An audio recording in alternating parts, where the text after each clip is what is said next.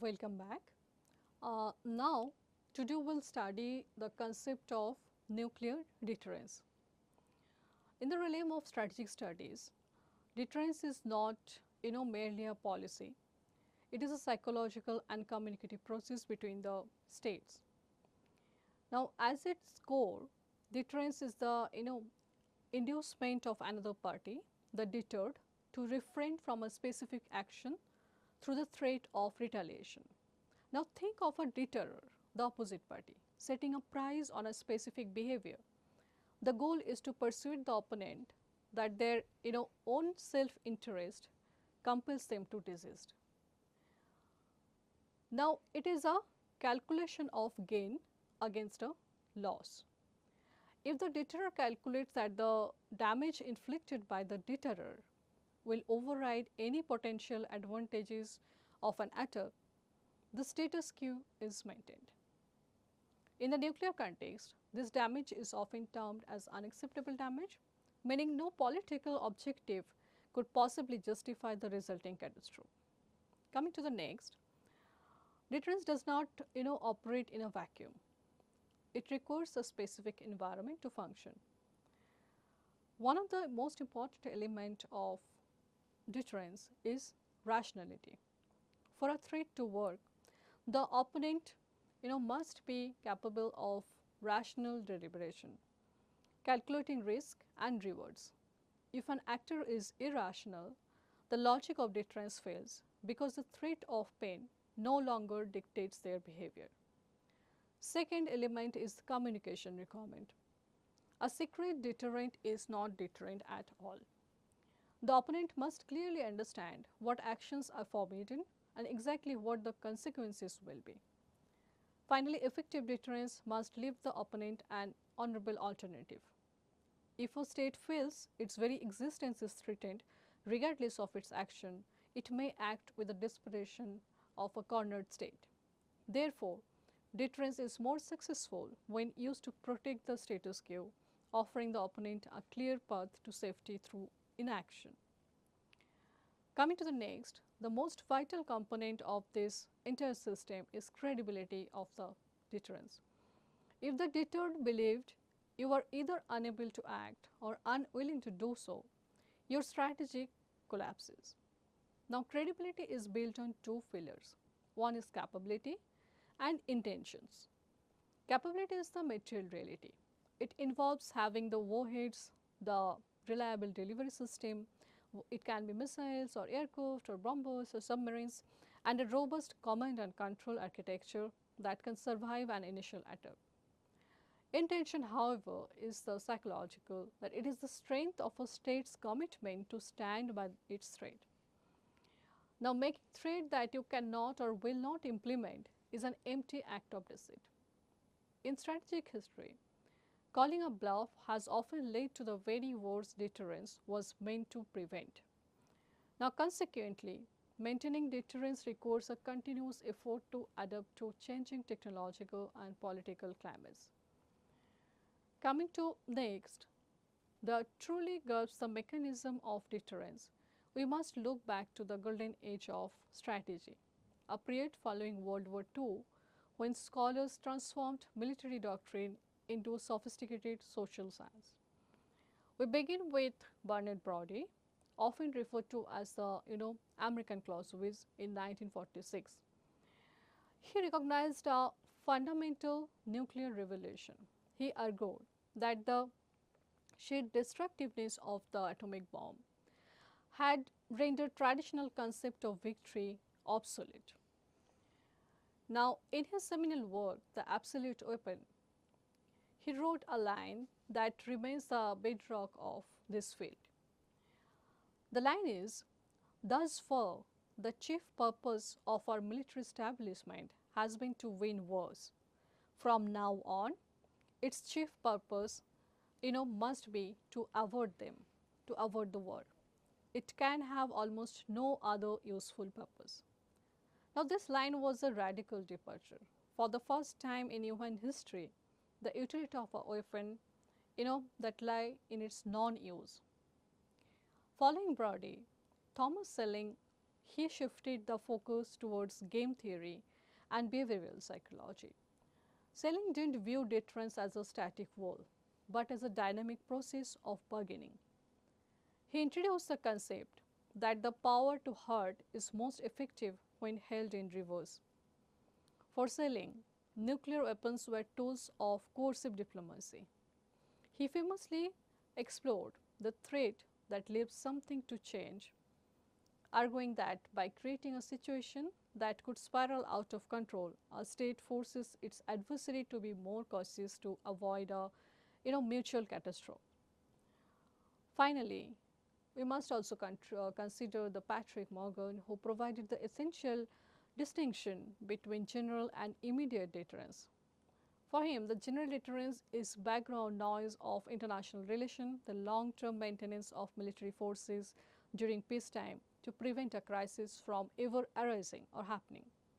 Whereas in immediate deterrence, it occurs when the peace has failed and we are in the midst of an active crisis.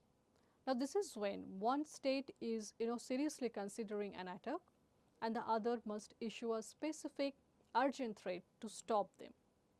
Now, this theories moved us away from the simple calculation of how many tanks do we have or how many arsenals or nuclear arsenals do we have to towards a deep understanding of human perception, risk taking and the paradoxical logic of the nuclear age.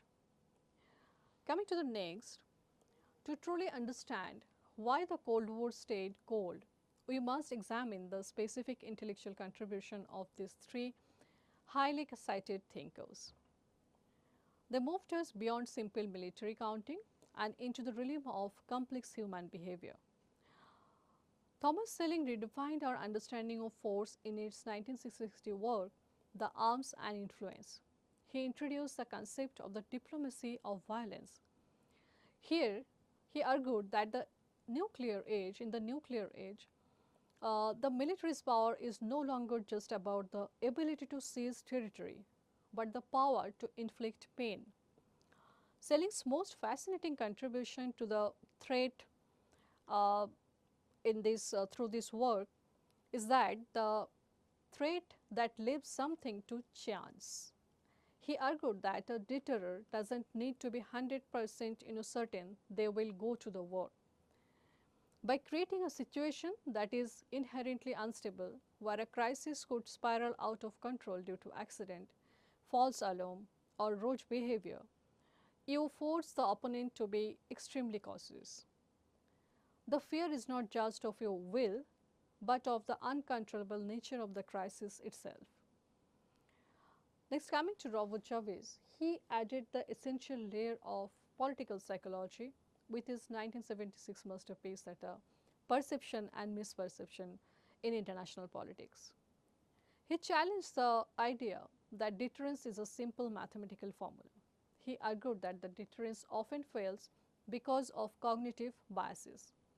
A deterrer might believe they are sending a clear, defensive signal, but the deterred, reviewing the world through their own lens of fear, might perceive that the same signal as a perception for a fast strike or preparation for a fast strike. Now, if you misread defense moves as an offensive one, you might launch a preemptive strike, causing the very war you both wanted to avoid. Now, for Jarvis, the signals sent between states are rarely perceived exactly as intended. Finally, coming to Kenneth Walsh, the father of New Realism. In his influential 1981 essay, The Spread of Nuclear Weapons, More May Be Better, Walsh represents the rational deterrence theory. He was a structuralist. He believed that the balance of terror was a profoundly stabilizing force. He also argued that the nuclear weapons essentially discipline states because the cost of a nuclear mistake is total national extinction. Even the most aggressive leader become cautious and risk averse and rational. In Walsh's view, the extreme destructiveness of these weapons makes the requirements for deterrence quite low. You don't need a perfect defense. You just need the opponent to know that if they strike, they will likely cease to exist as a functioning society. Now together, these three scholars show us that the deterrence is a fragile architecture built on three pillars: the mathematics of risk, the psychology and perception, and the structural reality of mutual destruction. Coming to the next, moving from theory to structure, we must discuss the physical elements of nuclear deterrence. A credible deterrence requires a force that can survive an enemy's surprise attack. Now this leads us to nuclear triad, the distribution of weapons across land, air and sea. The sea leg or the submarines is often considered the most important of all the deterrents because it is nearly impossible to track and destroy. Ensuring a second strike capability is very strong for the nation. Now this concept was pioneered by Albert Wolsettler in his highly cited 1958 study, The Delicate Balance of Terror. He argued that the deterrence is not automatic.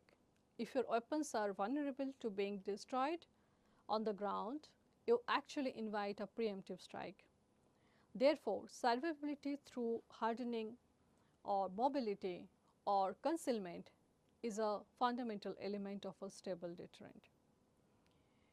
Coming to the next, the second structural element, command and control, often abbreviated as NC3. Having the bombs is useless if the political leadership cannot communicate the order to use them during a crisis. As Peter Fever in his 1992 work articulated in Always and Never dilemma, a state must ensure that our nuclear weapons will always work when commanded by the proper authority, but never be used without the authorization, avoiding accidents or rogue launch. Now this requires a survivable network of satellite, hardened bunkers and redundant communication links. If an adversary believes they can decapitate a nation by killing its leaders or cutting its phone lines, deterrence fails. Thus, the robustness of the command chain is just as important as the kiloton yield of the warhead themselves. Coming to the next, a deterrent is only as good as the instruction that govern it. That is the doctrinal element of that state. State use the declaratory policy to tell the world exactly what will trigger a nuclear response.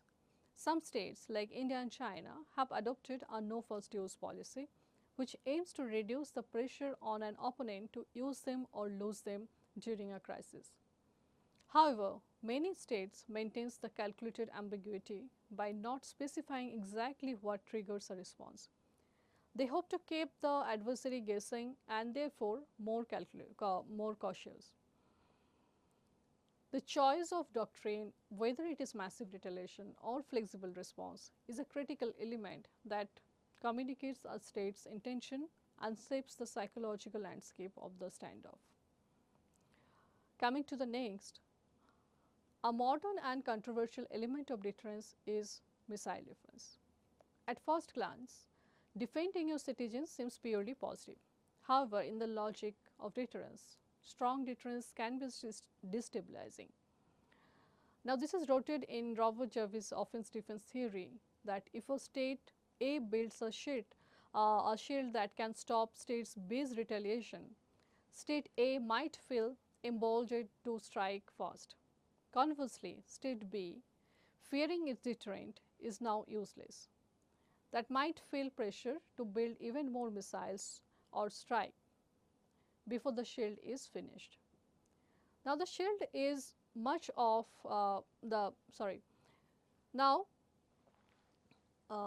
this is why for much of the Cold War, the US and then USSR signed the ABM Treaty to limit the defenses, basically from where the concept of ballistic missile defense arises, the Treaty of Anti-Ballistic Missile Treaty. Through this, they recognized the mutually assured destruction actually created a grim form of stability by ensuring that neither side could escape the consequences of the war. Coming to the conclusion, to conclude our session, we must look forward. We have moved from the concept of deterrence or the theoretical concept of deterrence or the foundational logic of calculation, communication and credibility to the physical elements of the triads, commands and control and formal doctrine. However, the environment in which these elements operate is shifting. Many scholars now argue that we entering a third nuclear age. If the first age was characterized by the dawn of the bomb and the second nuclear age by the bipolar standoff of the Cold War, this third age is characterized by the recent developments in nuclear technology, where it's not only the numbers but also the technology that defines that whether some technology like non-nuclear strategic weapons, hypersonic is taking over and with similar destructive power of nuclear weapon. So, there might be a need to reconceptualize how the deterrence works between states in this third nuclear age. In the second phase of this lecture, we come to the end of this lecture. In this next lecture, we will again discuss about the concepts of few concepts of different kind of deterrence that are there. Thank you.